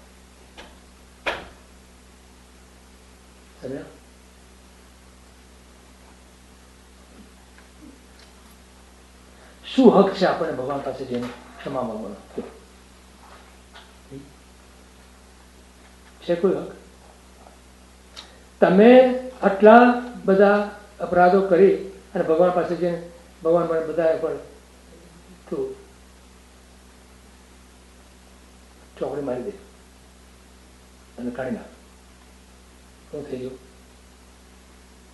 અને આપણો કોઈ એક અપરાધ કર્યો હોય, એક આપણા પ્રત્યે કોઈ દોષ કર્યો હોય, અને બિચારો આવી બી ખરા માફી માંગવા, મિચ્છામી દુક્કડમ કરવા આવે, હૃદયથી કેટલાને મિચ્છામી દુક્કડમ કરીએ છીએ. એક દોષને પણ આપણે ખમાવી શકતા નથી, સાચી સાચી. એક ભૂલ કોઈની હોય તો આપણે ચડી બેસીએ એના પર. એક ભૂલ પણ આપણે એની ક્ષમા છોડતા નથી. અને આપણી ગમે તેટલી ભૂલો કરી હોય ભગવાન પાસે જઈને આપણે આમ બે ધડક શું કહે છે લોકો બિંદાસ એમ કે મને એનો શબ્દનો અર્થ નથી ખબર. હું એમ માનું છું એનો અર્થ મારે રીતે કાઢીને બિનદાસ, દાસ એટલે ડર, ડર, આ ડર વગર એમ. શરમ વગર. I think that's more appropriate. શરમ વગર ભગવાન પાસે જઈને કહી ભગવાન તું માફ. અને હું કોઈનો એક પણ દોષ માફ નહીં કરું. બોલો છે હું છું અહીં. હે પ્રભુ શું કહું, હું તો દોષ અનંતનું ભાજન છું કરુણા. પછી દોષનું વર્ણન કરીશ. ઓકે, વિસ્તાર આવે છે. હા, અહીંયા છે. બીજાના દોષો પ્રત્યે ઉદાર બનવું એ સંક્લેશ નિવારણનો બીજો ઉપાય છે. એટલે કે બધા મારી ચિંતા કરો, બધા મારી પ્રશંસા કરો, બધા મારું દુઃખ દૂર કરો અને બધા મારા દોષોને ખમી ખાઓ, હું કાંઈ ના કરું. એ વિચારોના સ્થાને એવું થાય ને તો જ એવું અમને લાગે કે પ્રભુની કૃપા થઈ. પ્રભુની કૃપા થાય એવું ક્યારે ફિલિંગ થાય? આટલું કર્યું હોય આપણે અને છતાં આપણે સારા રહીએ, પ્રભુની કૃપા છે ભાઈ. હા, પૂર્વભાવની અંદર કોઈ પુણ્ય કર્યું એ પુણ્યનો ઉદ્દેશ છે. એટલે બ્રજ આરતીમાં આવે છે એક વાત, जबलक जिनके पुण्य का पहुंचे नहीं करार, तबलक उनको माफ है अवगुण करे हजार. જ્યાં સુધી તમારા પુણ્યનો કરાર એટલે એગ્રીમેન્ટ, કોન્ટ્રાક્ટ પૂરો નથી થયો, એટલે લીઝ તમારી શું કહેવાય, જબલક जिनके पुण्य का पहुंचे नहीं करार, તબલક ત્યાં સુધી તમારું પુણ્ય જ્યાં સુધી ચાલે ત્યાં સુધી હજી પૂરું નથી થયું, એક કોન્ટ્રાક્ટ પૂરો નથી થયો તમારા પુણ્યનો, હજી ચાલુ. તબલક ઉनको नहीं, जबलक जिनके पुण्य का पहुंचे नहीं करार, तबलक उनको माफ है अवगुण करे हजार. ગમે તેટલા અવગુણ કરે, ગમે તેટલા દોષો કરે, એને માફ છે નહીં, પણ ત્યારે એની કઈ પરિણામ નથી આવતું.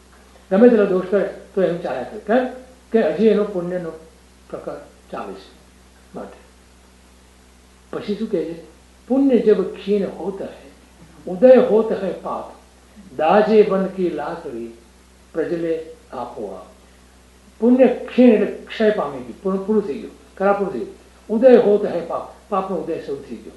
પછી શું થાય, પછી દાજે બનકી લાકડી પ્રજળે આપોઆપ. પછી વનની અંદર બે લાકડીઓ ભેગી થાય ને, કોઈ આગ મૂકવાનું ગયું ના હોય ત્યાં, ખબર છે ને તમને દાવાનું કેવું થાય, બે લાકડી ઘસાય, બે જંગલમાં ઝાડ ઘસાય, અગ્નિ પ્રગટે, પ્રજળે આપોઆપ, આપોઆપ બળીને ખાક થઈ જાય. જ્યારે પાપનો ઉદય આવે છે ત્યારે બધું બળીને ખાક થઈ જાય છે. તે વખતે જયારે આ ચાલતું હતું કંઈક ત્યારે ઓજે સિમ્પસનનો કેસ ચાલતો હતો. હવે કેટલું બધું માન પ્રતિષ્ઠા, પૈસા, ધન, સંપત્તિ બધું કેટલું હતું, અને એક ધાડકે એ લોસ્ટ એવરીથિંગ. ઉદય હોત હે પાપ, જ્યારે પાપનો ઉદય આવ્યો, પ્રજળે આપોઆપ બળીને ખાક થઈ જાય છે. Oye Simpson,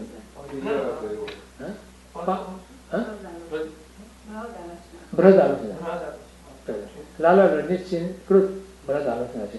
10-14 લગભગ ઘણા લોકો આ કરતા હોય છે. એ પ્રાયશ્ચિતનો પ્રકાર છે, પ્રતિક્રમણનો પ્રકાર છે, આલોચના. બહુ સરસ છે વસ્તુ.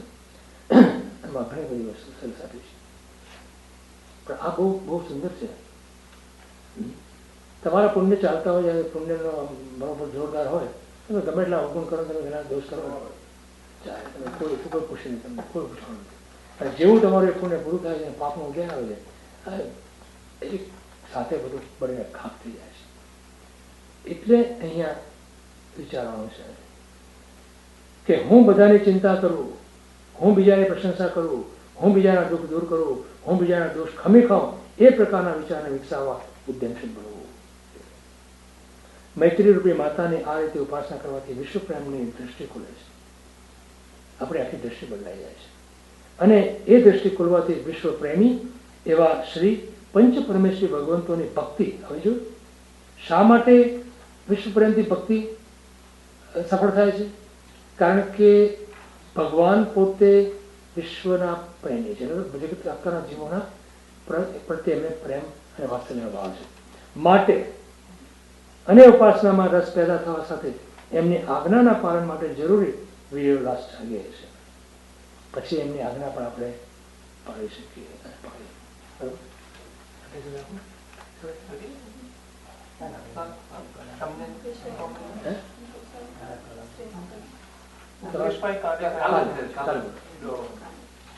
અનુકૂળ હોય તો મને વાંધો નથી. તમારે ક્યાં સુધી જવું છે?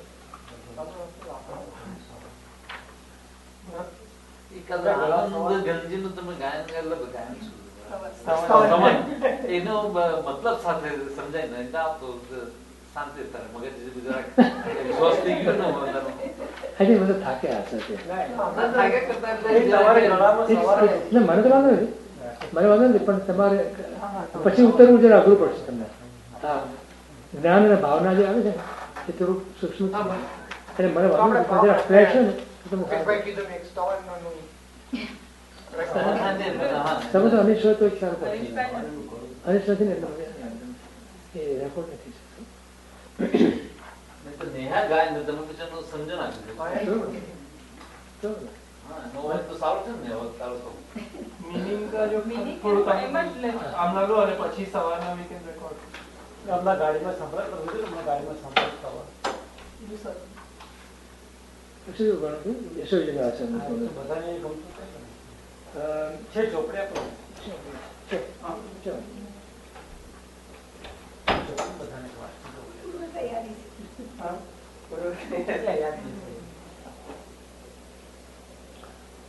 હમણાં અમે ક્યાં ગયા હતા? સેન્ટ મ્યુઝ ગયા હતા ત્યારે ચોક નતો લઈ ગયા સુદર્શન છે. ત્યાં પણ કોકે અફવા ફેલાવી હતી એટલે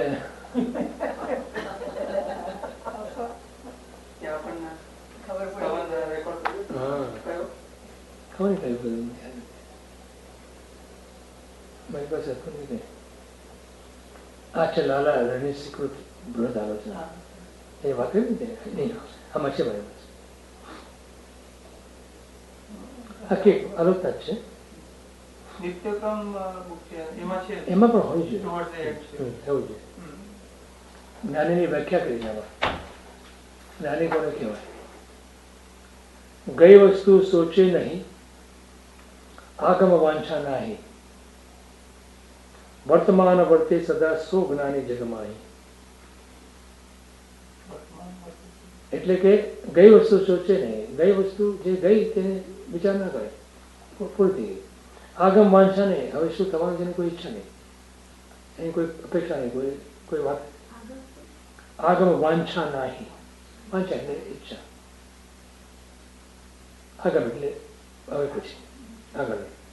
વર્તમાન વર્તે સદા, હંમેશા વર્તમાનમાં જ રહે. સો જ્ઞાની જગમાહી, એ જ્ઞાની છે. પછી આપણે ઘણું લેતું હોય છે, અહો સમદ્રષ્ટિતાત્મા કરે કુટુંબ પ્રતિપાળ, અંતર્ગત ન્યારા રહે જેમ દાવ ખિલાવત બહાર. સમદ્રષ્ટિ આત્મા કેવું હોય એનો દાખલો દ્રષ્ટાંત સાથે. દાવ માતા જેમ હોય, બાળક એનું નથી, દાવ માતાનું પોતે બાળકને બીજાના બાળકને ઉછેરે છે અને દૂધ બી પાય છે પોતાનું અને બધી રીતે એની સંભાળ રાખે. પણ અંદર શું છે એને મનમાં ચોક્કસપણે ખાતરી કે આ બાળક મારું નથી. એવી રીતે જ્ઞાની સંગતશ્રી આત્મા ચોથા ગુણસ્થાનકમાં રહેલો ગ્રસ્તપણામાં હોય ત્યારે કુટુંબનું પાલન બધું કરે છે, કુટુંબ પ્રતિપાલન કરે છે બધું, પણ અંતર્ગત ન્યારા અંદર ન્યારો છે, અંદર છૂટી ગયું છે. એમાં મને પ્રશ્ન આ છે કે જે આ ધામ માતાનું દ્રષ્ટાંત આપે છે તો એમને તો there is some motivation કે એમને પૈસા ખાતર એવું કરે છે, તો સમ્યક દ્રષ્ટિ જે જીવ છે એ શા માટે એવું એને કશું મોટિવેશન તો નથી ને એવી રીતે એને મોટિવેશન મોટું છે. આત્મલાભ મોટું મોટિવેશન છે. સર્વદ્રષ્ટિ પોતાને જેને આત્માનો લાભ થયો છે એના માટે બીજું મોટિવેશન શું જોઈએ? પ્રશ્ન કે આપણે સંસારી જીવનમાં પાપની બધી ક્રિયા શું કામ સમ્યક દ્રષ્ટિ કરશે જેમાં એમાં કશું he doesn't see any benefit. એટલે ધામ માતાનો દ્રષ્ટાંતમાં તો ધામ માતાને એક બેનિફિટ છે કે એને પૈસા ખાતર એ કરી રહી છે. So why would સમ્યક દ્રષ્ટિ જીવ stay in samsara and do things? No, he doesn't want to stay. He doesn't want to stay in samsara, but he has no choice. ઉદય એવો છે તો ઉદયમાં શું કરવું? ચાલો આજે તમે આપણે બધા અહીં બેઠા છીએ, બધાના મનમાં એમ તો ભાવ તો છે ને કે દીક્ષા લેવી જોઈએ કે નહીં? કોણ ના પાડે? નહીં? સત્સંગ પ્રત્યાગ કરવો જોઈએ એવું નથી લાગતું? દીક્ષા નથી સત્સંગ પ્રત્યાગ? એમાં ગિરીશભાઈ એવું છે ને કે આ જે લોકો વાંચીને પછી પરીક્ષા આપે એ લોકો દીક્ષા આપે.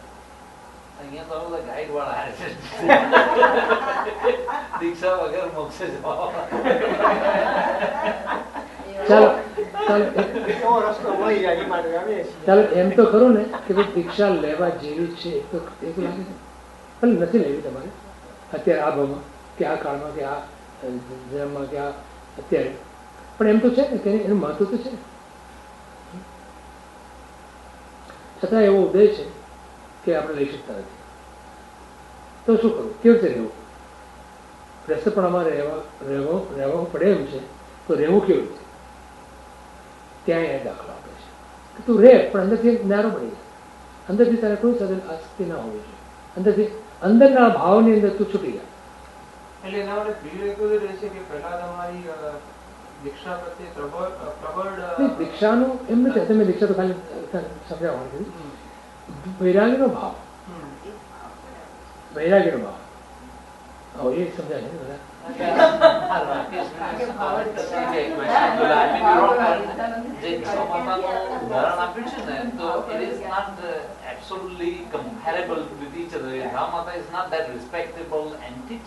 પરંતુ જો તમે ખાલી એની ભાવની અપેક્ષાથી જુઓ તો આ એમાં પણ એમાં દાવા તો દાખલો એટલા માટે આપ્યો છે કે અહીંયા તો એક જ વસ્તુ અંદરથી પકડવાની છે. આપણે શું પકડવાની છે કે આ ધામ માતા છે એ બાળકનું બધું જ કરે છે, પ્રેમથી કરે છે.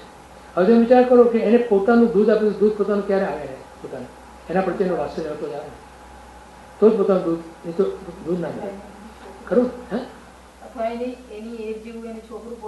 હોય તો બાકી તો એટલો ભાવ છે, બધું એનું કરે છે. પણ અંદર શું છે? અંદરના એના પરિણામની અંદર અથવા અંદર માન્યતામાં શું છે? આ બાળક મારું નથી. આટલા પૂરતું જ આપણું જોવાનું છે.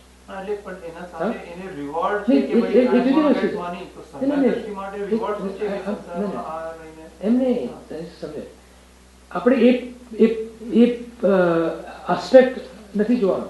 અહીં તો એ બાળકનું પાલન પોષણ ભરણ પોષણ પાલન પોષણ કરે છે, પાલન પોષણ કરે છે, પણ એને અંદર એ બાળકમાં આસક્તિ નથી. એ બાળક એનું નથી એવું એને દ્રઢ થયેલું પડ્યું છે. બરાબર? એ તો બરાબર. આટલું જ આપણે આસ્પેક્ટ લેવાનું નથી. We don't want to go into any other detail. કારણ કે એને એવું દ્રષ્ટાંત છે, દ્રષ્ટાંતમાં હંમેશા એક વસ્તુ સિદ્ધાંત હોય ને એના માટે દ્રષ્ટાંત આપે એમાંથી એટલું જ તારવવાનું. હવે અહીંયા સમ્યક દ્રષ્ટિ જીવ જે છે એ શું છે, એ કુટુંબનું પાલનપોષણ બધું કરે છે, પણ એને અંદરથી ખબર છે કે આમાંથી કોઈ વસ્તુ મારી નથી. સમજાયું? ત્યાં જ મને થાય છે કે if you know this is not yours, how will you even be motivated to do something good for them? કારણ કે એ કરુણાનો ભાવ તો છે જ. હે, મૈત્રીનો ભાવ છે, કરુણાનો ભાવ છે, એ તો છે જ. કારણ કે એ એની જવાબદારી લઈને બેઠો છે, કર્તવ્ય લઈને છે, પોતાનું ગ્રસ્ત પ્રમાણ કર્તવ્ય છે. જો એક વસ્તુ સમજી લેવાની કે સજ્જન, જ્ઞાની કે સંત કે સમ્યક દ્રષ્ટિ છે, ક્યારેય બી પોતાના કર્તવ્યથી એ પાછો નહીં પડે. પણ એકની સાથે સાથે એનામાં કર્તૃત્વ ભાવ નહીં હોય. આપણે કરીએ છીએ ખરા ગ્રસ્તપણામાં કે સંસારમાં, આપણામાં કર્તૃત્વ ભાવ છે. હવે કર્તૃત્વ ભાવ અને કર્તવ્યમાં ફરક છે ને? શું ફરક થતો યાદ છે? વ્યાખ્યા કરી દે. કર્યા પછી ભૂલવાનું. હા, કર્યા પછી ભૂલી જવું જાય તો કર્તવ્ય. તમે કર્યું કોઈનું અને પછી ભૂલી ગયા તો એ કર્તવ્ય છે, અને કર્યા પછી જો યાદ રાખ્યું તો એ કર્તૃત્વ ભાવ છે. સમજ્યા? તો આ અહીંયા સમ્યક દ્રષ્ટિ જીવ કરે છે ખરા બધું કુટુંબનું, પણ એ કર્તવ્ય રૂપે યાદ નથી રાખતું કે મેં આટલું કર્યું, આટલું કર્યું. Because I don't have any other choice, મારે આ કરવું જ કરવું પડે છે. છે. એટલે હું મારો ઉદય છે આવો, માટે મારે કરવું પડે છે. અને જેવો એનું પૂરું થાય એટલે એ નીકળી પડે છે. અંદરથી તો છૂટું જ છે. જો દીક્ષાની વાત કરીએ ને, અમારા આચાર્ય મારે શું કહે ખબર કે દીક્ષાની જે વિધિ થાય છે ને એ તો ઉપચાર વિધિ છે. દીક્ષા તો એને કેટલા વખત પહેલા લઈ લીધેલી છે. અંદરથી જે ભાવ છૂટ્યો છે, સંસાર પ્રત્યેનો રાગ છૂટ્યો છે, ત્યાંથી એની દીક્ષા શરૂ થઈ ગઈ. પછી તો બહારનો વેશ છે, વેશ પરિવર્તન છે. સમજાયું? તો આ વાત છે. તો ચોથું ગુણસ્થાનકની અંદર આ વાત આવે. માટે ચોથા પછી પાંચમું આવે, એમાં પરિમાણ કરે છે, શ્રાવકના બરાબર છોડતો જાય છે. અને છઠ્ઠું પછી આવે છે, એ સાધુપણું છે. તો સાધુપણું લેવા પહેલા ચોથામાં આવવું જ પડે. અને ચોથા ગુણસ્થાનકનું આ લક્ષણ છે કે એ અંદરથી એને બધી આસક્તિ છોડી છે, કર્તવ્ય રીતે કરે છે. અને પછી 11 પ્રતિમા છે ને, 11 પડીમાં શ્રાવકની, એમાં એક પડીમાં એવી છે ને અનુમતિ ત્યાગની, એક પડીમાં છે. તો એમાં શું, ઘરની બાબતની અંદર કોઈ પણ પ્રકારે એ હા કે ના નહીં કહે. ઘરમાં રહે છે, હજી દીક્ષા નથી લીધી, સાધુ નથી બન્યો, પણ ઘરમાં રહે છે તો પણ છતાં ઘરની અંદર કોઈ પણ બાબતની અંદર એની હા ના નહીં હોય. એના અનુમતિ ત્યાગ નામનો પડીમાં કહેવાય છે. Once he takes that પડીમાં, that પ્રતિમા, then he is doing that. આ તૈયારી છે, સાધુપણાની તૈયારી છે. તો હવે બધા જેમ આમ કે દીક્ષા આપી દે બધા આમ તેમ, તો જુદી વાત છે. તો પણ ખરેખર તો આ આટલા સ્ટેજીસમાંથી પસાર થાય ત્યારે દીક્ષાની લાયક બને છે. પછી બી કરે છે ઘણા જેવું કે દીક્ષા લીધા પછી બી આ બધું અભ્યાસ કરીને કરે છે, પણ મુખ્યત્વે આ વસ્તુ છે. બીજું આમાં એક પદ છે, સંતન કી સેવા કિયા પ્રભુ રીચત હૈ આપ, જાકા બાલ ખિલાઈએ તાકા રીચત બાપ. આમાં મેં વાત કરી હતી ગઈકાલે કે એક બાપ હોય, એને ખુશ કરવો હોય, જો દીકરો હોય એ દીકરાને તમે સારી રીતે રાખો, સારી રીતે તમે એને ટ્રીટ કરો તો બાપ ખુશ થઈ જાય. થાય ને? ઓબ્વિયસ. એવી રીતે સંતન કી સેવા કિયા, સંતની સેવા કરો તમે. સંત એટલે પ્રભુને અર્પણ થયેલો ચેતન મનુષ્ય, જે પ્રભુને અર્પણ થયો છે તે પ્રભુનો છે, પ્રભુનો એ દીકરો. સંતન કી સેવા કિયા પ્રભુ રીચત હૈ આપ. તમે સંતની સેવા કરો, પ્રભુ તમારા પર રીઝે. ઉપમાની દ્રષ્ટિએ કીધું છે, પણ તમને આ રીતે પછી એનો દ્રષ્ટાંત રીતે આપ્યું કે જાકા બાલ ખિલાઈએ, કોઈ બાળકને તમે રમાડો ત્યારે બાપને બહુ ગમે.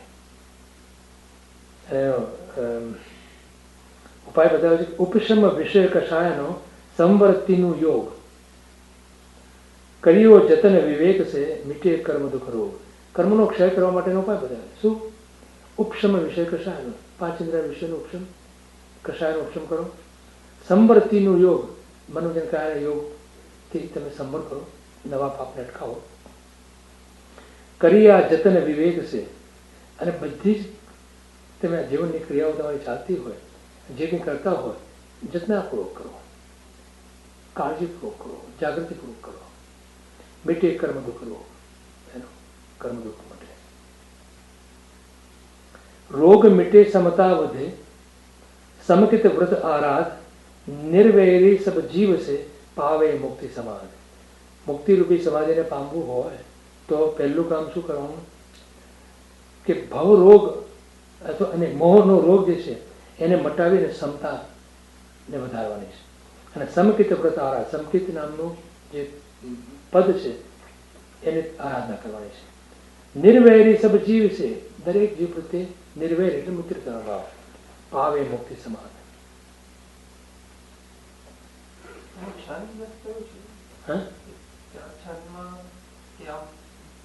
જુદા જુદા છંદ, બધા છંદ જુદા જુદા.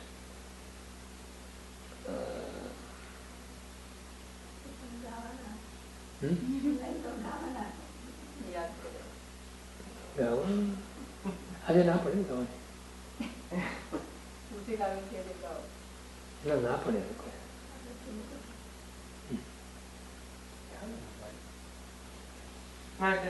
મને તો જે શ્રવણ કાલે ગાવામાં છો એનો થોડો અર્થ આજે કઈ શ્રવણ ગાવાના છે? 19 ચાલો કાલે લઈશું.